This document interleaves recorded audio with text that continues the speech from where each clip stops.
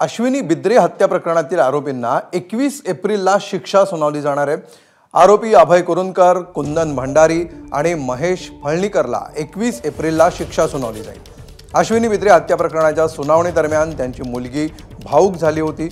केस दाखल केल्यापासून आतापर्यंत पोलिसांनी सहकार्य केलं नाही।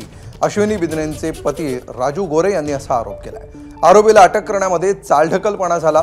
कोणीही न्याय देत नसताना एबीपी माझानं आम्हाला न्याय दिला असं अश्विनी बिद्रेंचे पती राजू गोरे यांच्याकडून म्हणण्यात आलेलं आहे। त्यांनी एबीपी माझाचे आभारही मानले। आणि याविषयी अधिक माहिती देतात आमचे प्रतिनिधी विनायक पाटील। विनायक, नक्कीच आपण पाहतो की ज्या पद्धतीने जेव्हा 9 वर्षापूर्वी अश्विनी बिद्रे ह्या मिसिंग झाल्या होत्या, त्यांची कंप्लेंट दाखल केली होती, त्याच्यानंतर जवळपास एफआयआर दाखल करून 1 वर्ष झालं तरी पोलिसांनी कुठल्या प्रकारे हालचाल केली नाही। आणि प्रथम आहे ती ही बातमी एबीपी माझाने कोल्हापूरमधून ही बातमी उचलल्यानंतर, ही बातमी दाखवल्यानंतर या संपूर्णपणे या केसचं अपडेट समोर आणल्यानंतर अखेर प्रशासन जागे झालं होतं आणि त्यानंतर कुठेतरी केस स्टँड झाली आणि आरोपींना अटक करण्यात आलं।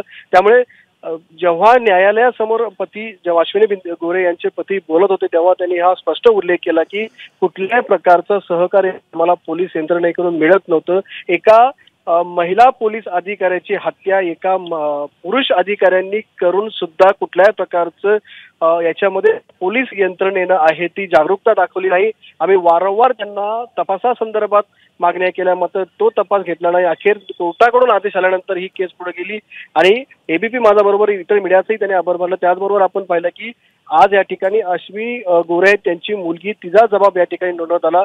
तिने लहान असताना, पहिलीला असताना या ठिकाणी आपल्या आईला शेवटचं बघितलं होतं आणि गेल्या 9 वर्षामध्ये आपल्यावरती काय प्रसंग आले, कुठल्या प्रसंगाला आपल्याला सामोरं जावं लागलं, मानसिक काय खच्चीकरण आपलं झालं या संदर्भातला तिने या ठिकाणी आपलं म्हणणं मांडलं होतं। ती मांडत असताना सतत तिच्या डोळ्यातनं अश्रू या ठिकाणी गळत होते। त्याचबरोबर अश्विनी गोरे यांचे वडील आहेत, त्यांचं सुद्धा या ठिकाणी साक्ष झाली होती। त्यांनीही सांगितलं की मी माझ्या मुलांना शिकवताना कुठलाही दुजाभाव केला नव्हता, मुलांबरोबर मुलीलाही शिकवलं होतं, मुलगी पीआय झाली होती।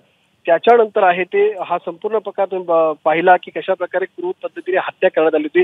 त्यामुळे कठोरातली कठोर शिक्षा आहे ही आरोपीला देण्यात यावी अशा प्रकारची मागणी गोरे कुटुंबियाकडून यावेळी करण्यात आली होती। दुसरं जर आपण पाहिलं की ही संपूर्णपणे केस सुरू असताना त्यावेळेचे तत्कालीन पोलीस आयुक्त होते हेमंत नगराळे यांनी कुठल्याही प्रकारची मदत आहे ती पीडित कुटुंबाला पहिल्यांदा एबीपी माझानी या प्रकरणाला वाचा फोडली आणि त्यानंतर पूर्ण सूत्र हालायला सुरुवात झाली।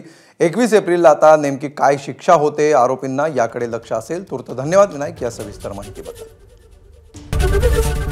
एबीपी माझा, उघडा डोळे बघा नीट।